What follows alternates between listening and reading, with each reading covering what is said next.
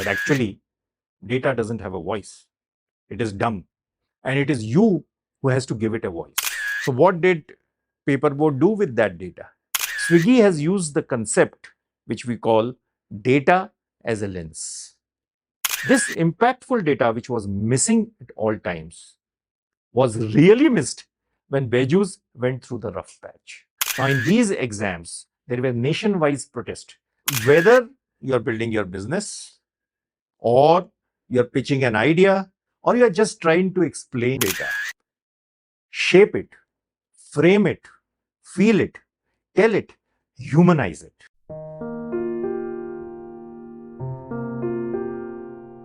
Hello. There is a popular metaphor which says, let the data speak for itself. But actually, data doesn't have a voice. It is dumb. And it is you who has to give it a voice. And in this world of unlimited data, it is how you frame it which is everything. In 2024, Federer, in the graduation at Dartmouth, told the students the difference between success and failure. He said that in my entire career, I have won 80% of my matches, but that means I have lost 20%, and which is about 254 of them. And not only that, a paradoxical point is that of all the points that I have played, I have won 54% of them. So actually, of every alternate point that I played, I have lost. So I have learned not to dwell on every point. So the point that I am playing is the most important thing for me in the world. But when the point is over, it is over. And now I have to deal and focus on the next point. Think about that. One of the greatest athletes of our times telling a bunch of 22 years old that it is okay to lose, and often. And the way Federer framed the narrative using data about losing every other point, I am sure that has remained with the students forever. The concept that was used by Federer was reframing loss with data. Let us move on to an Indian example. Paper boat. In their detailed research, they identified three unrelated points. First, the urban millennials crave for tradition. Google search has shown people searching for aam panna. And third, on the go, single serve formats for drinks were in demand. So, what did Paperboard do with that data? They came up with the concept of memories in a pouch. They said that the grandmother in the rural village has used traditional methods to make aam panna, and that same aam panna is in our ready to use pouch. And with that narrative, their sales shot through the roof. The concept that was used by Paperboard is what we call the data to emotion bridge. Let's take one more example, that of Swiggy.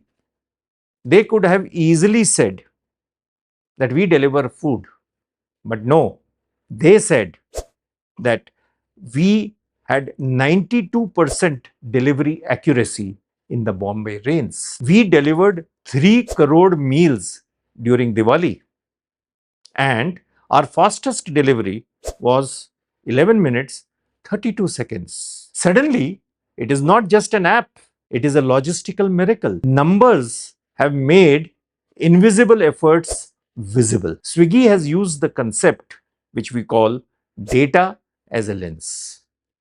Now, let me take you to a public example, the My Government app during COVID. COVID was a time of chaos, of lack of clarity. And the My Government app, with its wonderful dashboard and clear details of how many cases have happened, how much of vaccination has been delivered, and how people have recovered. As a result of that, there was calm, there was clarity in this area of chaos. And because in crisis, data is not just useful, it is comforting. Now, let us take you to a position where data was not used. And what comes to mind is Beju's. The edtech giant dazzled investors with growth data. But where was the data on student outcomes, course completion, long term retention? This impactful data, which was missing at all times, was really missed when Beju's went through the rough patch. Now, take another example, that is of the railway recruitment protests of 2022. Now, in these exams, there were nationwide protests because the dashboard of the railways did not have any details regarding how the assessment would take place, what are the cutoffs, what are the FAQs. And this lack of transparency resulted in mistrust by the people.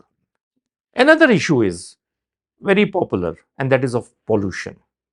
In Delhi, we keep hearing about the AQI levels of say 370 or 415, but they remain what they are, just plain numbers.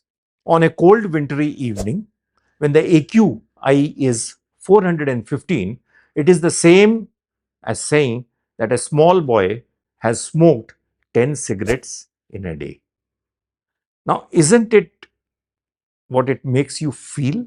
Isn't it impactful? Yes, because we have humanized the data. So, what is the pattern? If you have seen, Federer defined loss and success by using the concept of reframing loss with data. Paperboat talked about memories in a pouch by using the concept of data to emotion bridge. Swiggy used the concept of data as a lens to showcase its logistical efforts. The My Government India app leveraged data to bring in comfort levels during chaos. Now, I want to also talk about one more concept, and that is the meaning per metric rule. Every number should connect to a person or a pain point. It should have a before and an after comparison, and it should be wrapped in relevance. Let me give you an example.